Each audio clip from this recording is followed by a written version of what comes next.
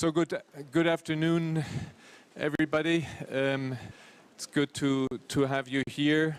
We have with us the presidents and prime minister of Azerbaijan, of Armenia and Georgia.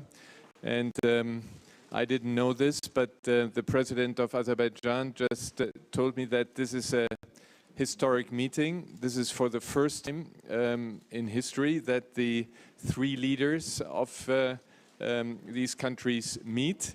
We have to check this in the history book. I know the foreign ministers met, but Helga Schmidt, the Secretary General of the OSCE, nods, and if she nods, this must be true. So thank you very much for joining us here. This conference, of course, as we all know, is happening 1 year after Russia's invasion of Ukraine, and these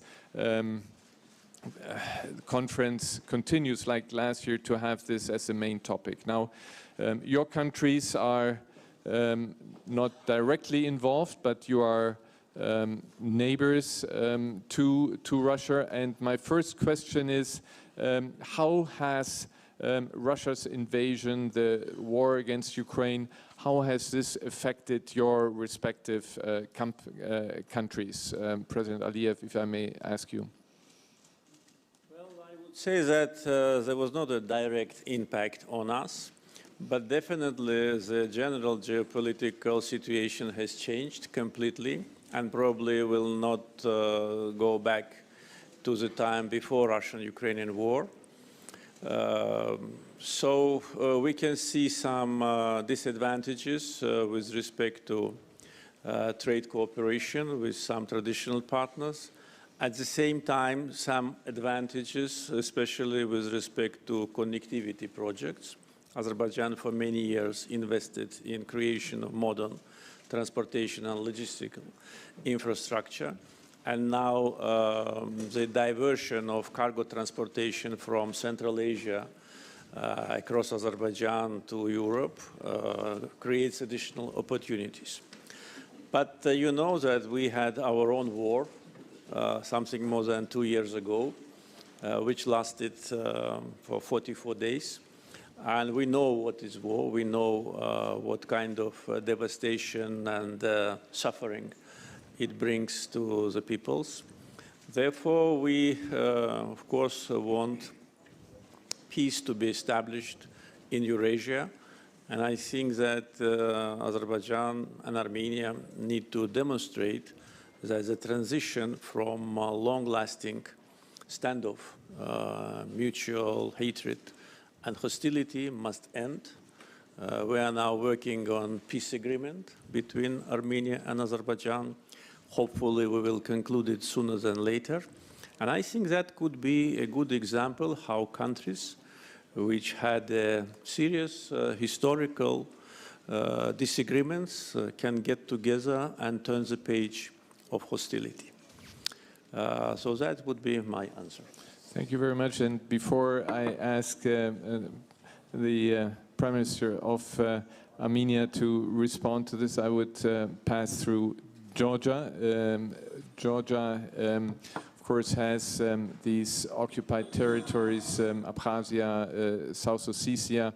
And what is the effect now for your country from the side of Russia? Are there still, how about the Geneva talks? Is there anything happening? How has this impacted you?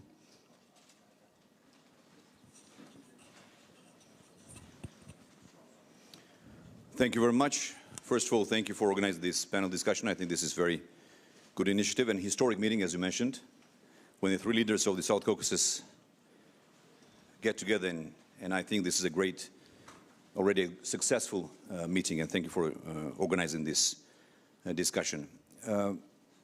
When it comes to the war in Ukraine, of course, this is a big challenge for all of us. Since World War II, I think Europe and the world in general has not experienced such a big challenge. You know that in 2008 we had a war with Russia, and since then Russia occupies our historic territories, Abkhazia and South Ossetia. Russia has 2 military bases on our territory. And since then, we have been facing lots of problems, challenges. But after we came to power in 2012, we have made lots of efforts in order to de-escalate the tension. De-escalate tension, and at the same time, of course, we have been very active on our European integration path. Georgia signed association agreement, deep and comprehensive free trade agreement with the European Union. We got the visa-free regime, and last year this was a historic decision when the European Council decided to give us European perspective. So to respond to your question, how the war in Ukraine affects all of us in Georgia, right now we all see that Russia is focused on Ukraine. It's a devastating war, and I have to say that we must do everything in order to stop this war. There is no alternative to peace, and I have to tell you that Georgia has been pursuing a peaceful resolution policy when it comes to the restoration of sovereignty and territorial integrity of our country. We have made it very clear that Georgia has a peaceful plan to restore its territorial integrity. I want to thank the OSCE, EU, US, and other participants who have been actively involved in the mediation process. You mentioned, Mr. Huizgen, Geneva international discussions. This is the only platform that we have right now with the Russians. And so therefore, I must repeat again that this war must be stopped. We have seen this war and the effects of this war in our country in 2008. And a lot of people died, and we lost control on our territories completely. And as I said, Russia has military bases on our territory, and it's ongoing. It doesn't stop. I also want to mention that since 2008 war, we haven't seen any sanctions that were imposed on Russia. On the contrary, we saw that business continued as usual. Therefore, it was a very, let's say, bad signal. To conclude, I think the international community now must decide how we move forward, because if this war continues, it means more devastation, more killings of civilians. So therefore, once again, I want to repeat that our intention, our main, let's say, goal has to be to stop this war. Yes, I think you are absolutely right. The killing has to stop. But let me just briefly come back to your country. You mentioned 2008, and I was at the time advisor to the chancellor, and it was a very, very difficult situation where we don't have to go into detail. But going back to 2008, may I ask you? At that time, we dealt with President Saakashvili, and we have seen alarming pictures, photos of President Saakashvili in a very delicate situation, and people are afraid for his life, and there's also a journalist who is in a different situation. I have the impression your country, that what is called in times of, in harsh times, in times where you have a war in the region, that it called for national unity. And is this something, there is something where from the outside one has doubt that this is happening in your country? And as I said, President Saakashvili was a host, was a guest very often here at the Munich Security Conference. And as I said, these alarming pictures there, isn't there not a possibility so that he can get out and get some treatment in hospitals outside Georgia? Well, first of all, thank you for this question. I don't want to talk about and speculate about the health of President Saakashvili, who is now in a private hospital. I want the people to know that he arrived in Georgia, he came back in Georgia 2 years ago, actually more than a year and a half ago, October 1st, to be more precise. The idea of his comeback was to make another revolution in Georgia, to organize mass killings and bloodshed, he failed, and he ended up in jail. So he requested that we transfer him in private hospital. I don't want to bother the audience about the details, but since you asked this publicly, I have to respond. So he has been in the private hospital for more than 8 months, and the Georgian government has been providing maximum support, maximum comfort, all the privileges that other prisoners are not receiving. You mentioned the pictures and photos. I want to say that Mr. Saakashvili is a good actor. Georgian government has been doing everything we can, the maximum support. Again, I want to repeat. We even made proposal, offer to his family to bring any doctors from any hospital or from any country to provide medical, in case he needs medical support in Georgia. So this is my answer.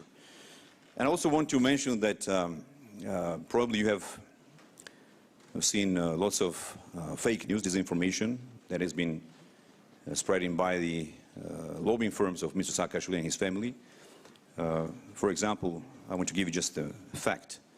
Last month it was disclosed that his family officially paid $1 million to launch an aggressive media campaign all around the world.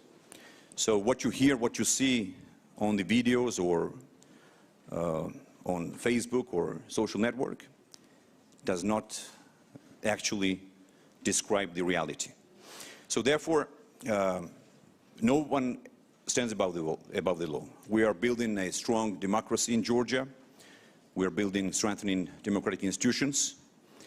This is the understanding of democracy, I guess, that no one should be above the law.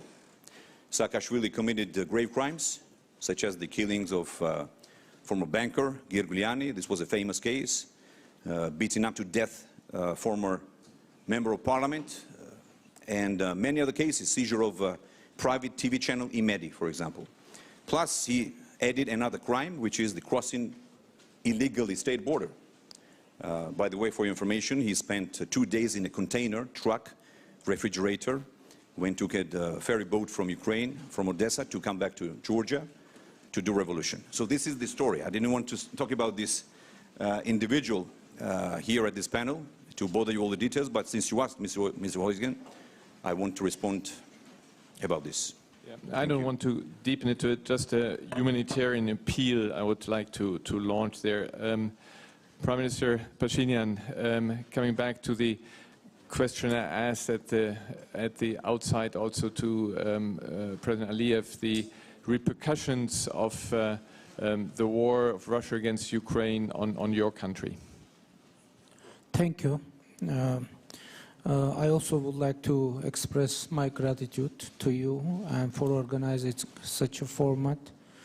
And really, I agree, maybe it is historic meeting, but it's very important to identify the content of the history that now is being created, because we can have different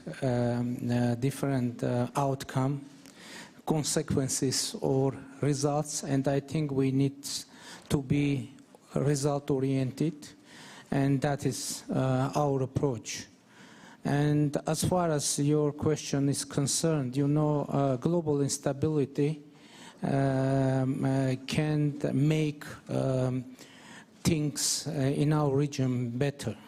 Because, you know, for a long time, all international attention is concentrated on Ukraine, understandably, and it creates new risks for our region. And it's very important to keep the international attention to our region as well, because I think there are many risks to be managed. What is our approach to this whole situation? We stayed devoted to our democratic reform agenda, because we believe that democratic reforms, the development of democratic institutions, rule of law, human rights, independent judiciary, etc., would make the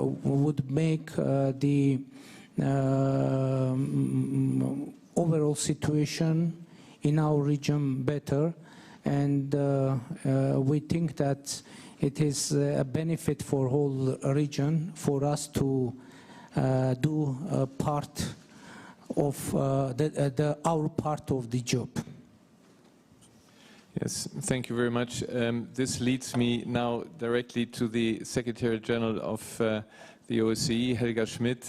Wonderful to be here in your hometown in Munich. Now, the OSCE is an organization where the 3 countries are member of. By the way, an organization where Russia is still a member of.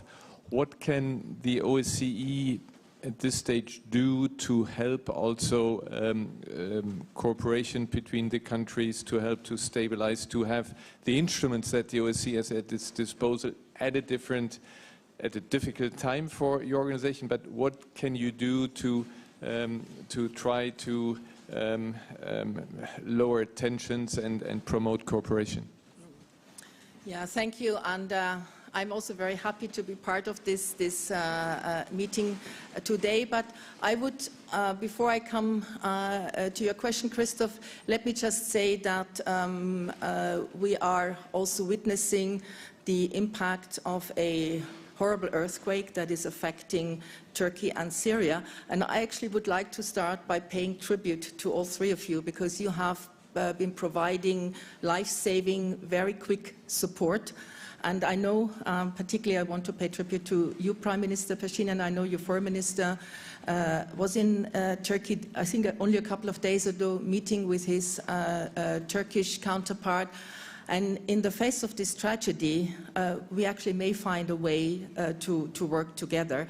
And I think this is very important. But now, there may be no direct impact, as you said, President, when it comes to the war against Ukraine. But we know for sure is that there is really a very strong feeling of insecurity in the wider Black Sea region. And I think the only way forward is really keeping the processes, I agree with you, on the Geneva International Discussions, dialogues, but also regional cooperation. The OSCE, and this brings me to your question, has a mandate to promote regional cooperation, also to promote trade links, connectivity. I think that's very important. Now, it's very difficult to build sustainable peace, reconciliation. There are outstanding issues that need to be addressed related to the border, missing people, detainees, also mines.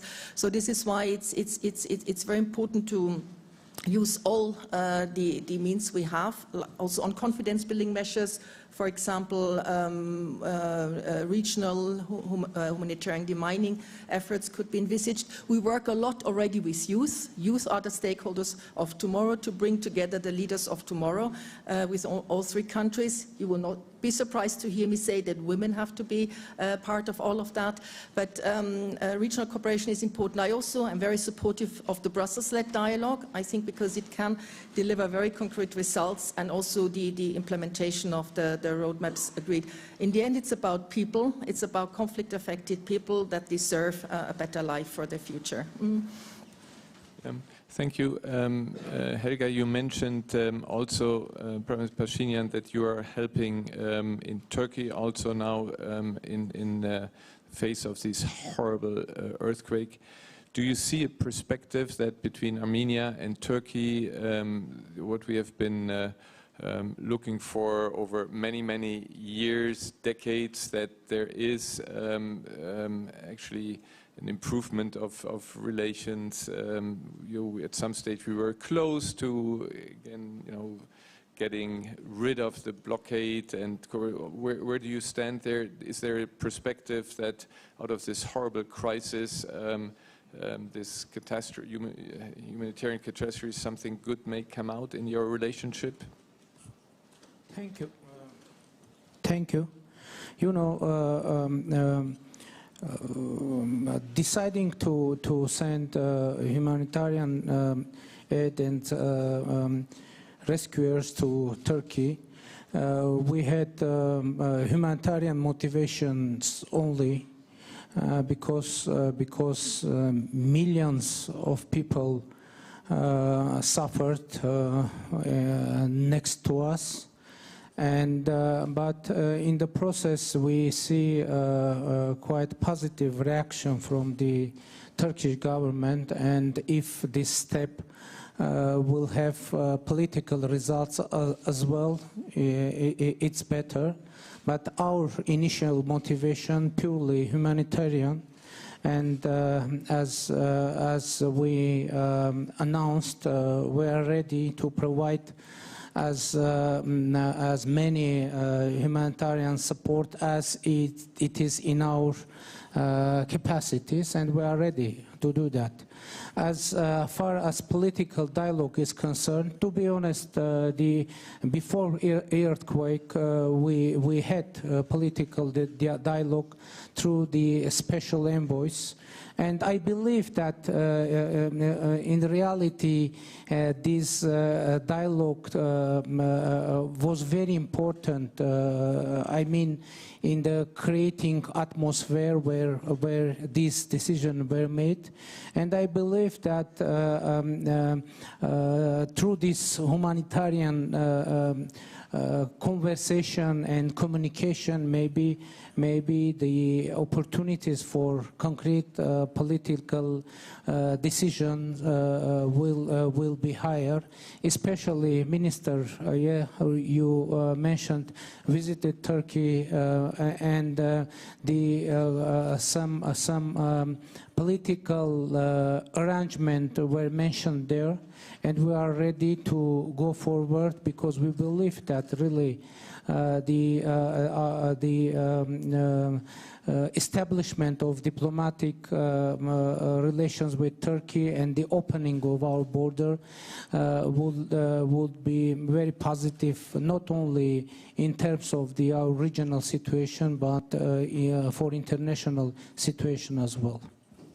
Yeah, let's hope that this comes out. We had originally the Turkish Foreign Minister Çavuşoğlu wanted to come here, but of course, due to the situation in the country, he had to stay home. But let's hope that this will lead to something, because this border was closed for far too long, and we have to come also to improvement for the relations there.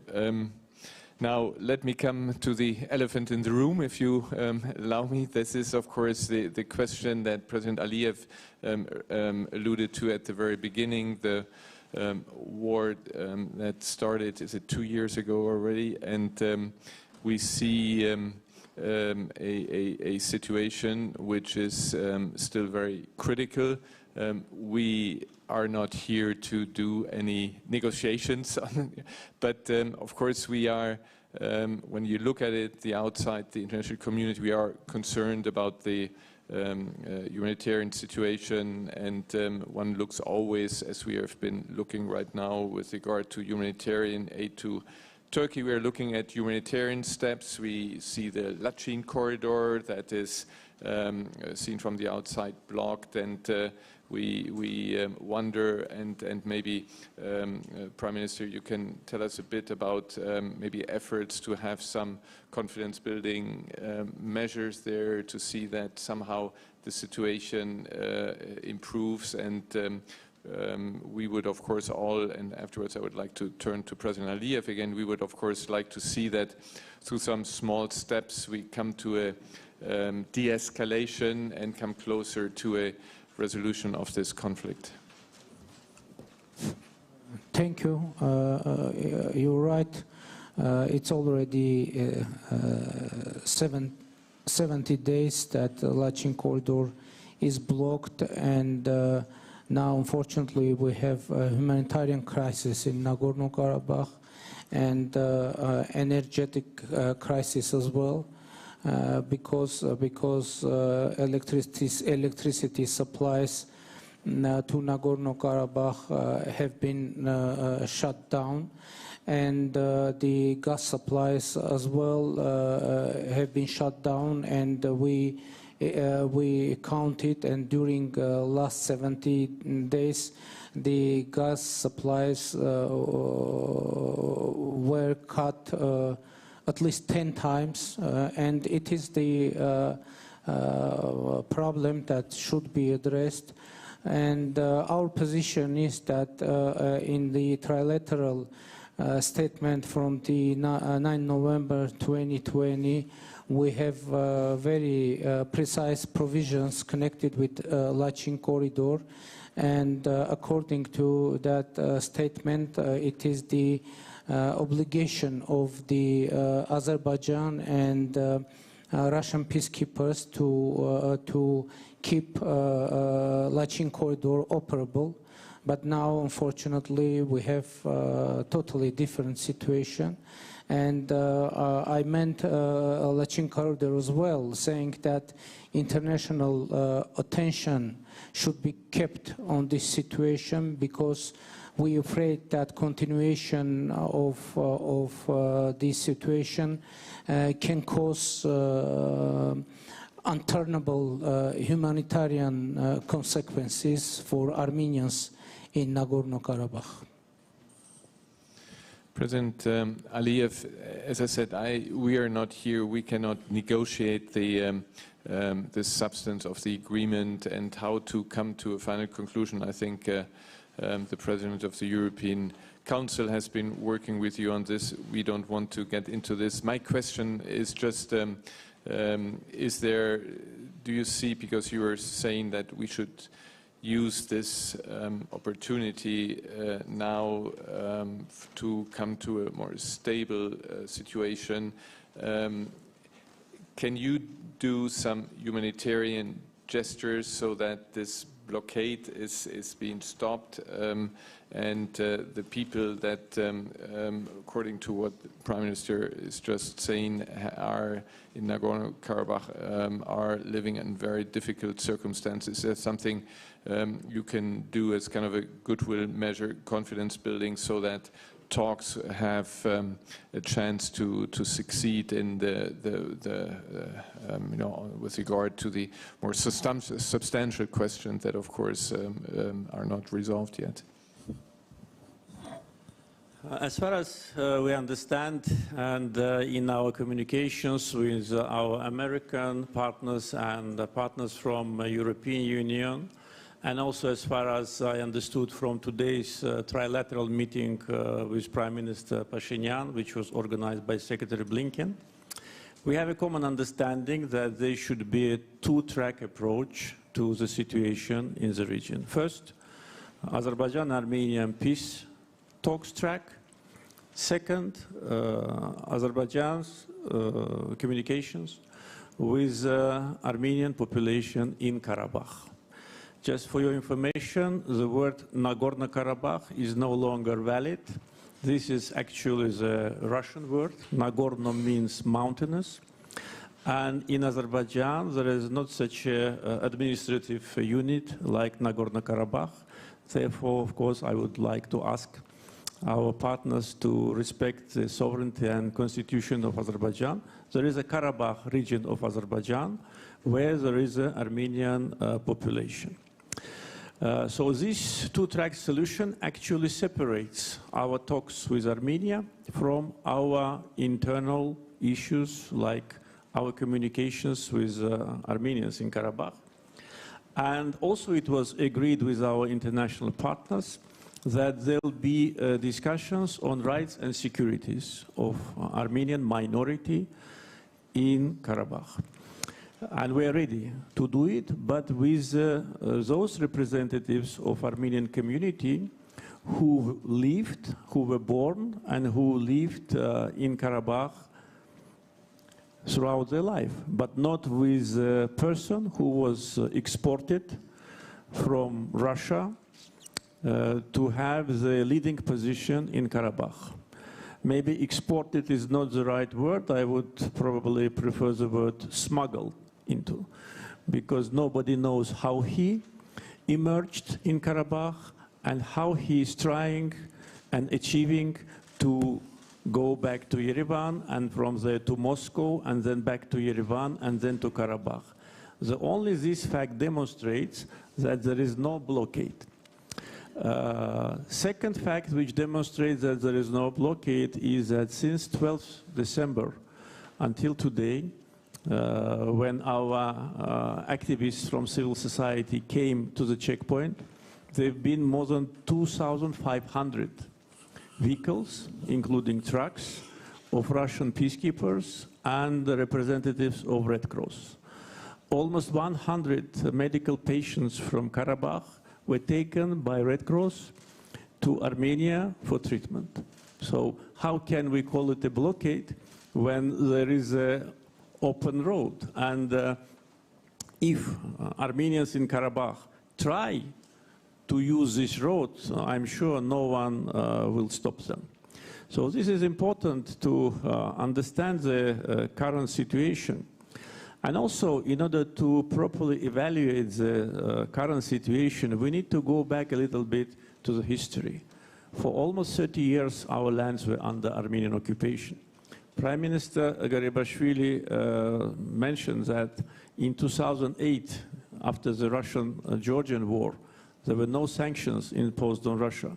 But I also can say that Armenia occupied 20% of Azerbaijan's territory, violated international law, did not comply with UN Security Council resolutions for 27 years, and no sanctions were imposed on them. And we always were asking for sanctions to Armenia to be imposed to avoid the war. We were waiting for Minsk Group to deliver result. We were waiting for Security Council of United Nations to respect their resolutions. But we thought that there is no movement, and there is a common understanding that this conflict is frozen. So we proved that it is not frozen. We had to fight. We have to sacrifice 3,000 lives in order to restore our dignity, our territorial integrity and justice, and implement UN Security Council resolutions. Therefore, we cannot take out of the context today's situation in Karabakh or our communications with the Armenian community there, and just forget about 30 years of occupation, forget about that the territory equal to the territory of Lebanon is totally in ruins. And that was done not by aliens, that was done by our neighbors who came, occupied our land, made 1 million Azerbaijanis homeless, destroyed 65 out of 67 mosques, desecrated them, and then when we kick them out, they now plea for justice. They accuse us of occupation, those who occupied us for 30 years. And also one thing is also should not be forgotten, that the trilateral declaration of November 2020, which Prime Minister referred to, actually de facto, is a capitulation act by Armenia. We fought the war, and the results of the war have been accepted by international community and by Armenian society. And the best indicator to that was a new mandate which Armenian population gave to Prime Minister. And that was a mandate for peace. Therefore, we need to look to the future. And I think that if we look to the future, and today is, as we discussed just prior to the session, is a historical day because for the first time 3 leaders get together in the independent countries. There was cases like that during the Soviet times. And we should not miss this opportunity. Karabakh Armenians are Azerbaijani citizens, a minority. Azerbaijan is a multi-ethnic country, and all minorities in Azerbaijan enjoy same rights and privileges, including cultural, linguistical, and any other, and also security. And we're ready to start practical communications with representatives of Armenian community in Karabakh. And today, in front of Secretary Blinken, I told my Armenian colleague about that, but we can do it only when Russian citizen, criminal oligarch, person who was involved in money laundering in Europe, Vardanyan, is out of our territory. Now, as I said, we cannot replace negotiations here, but I would like to give the Prime Minister Pashinyan, a possibility to react to what he heard from President Aliyev. And then also I would like to give the audience, of course, a chance to ask questions and to the panelists. Prime Minister. Thank you. About Nagorno-Karabakh, you know, President mentioned trilateral statement, and on that trilateral statement we have provision, and we have Nagorno-Karabakh on trilateral statement, and we have signature of the President of Azerbaijan under this document. And we have Lachin corridor that should be freely operable.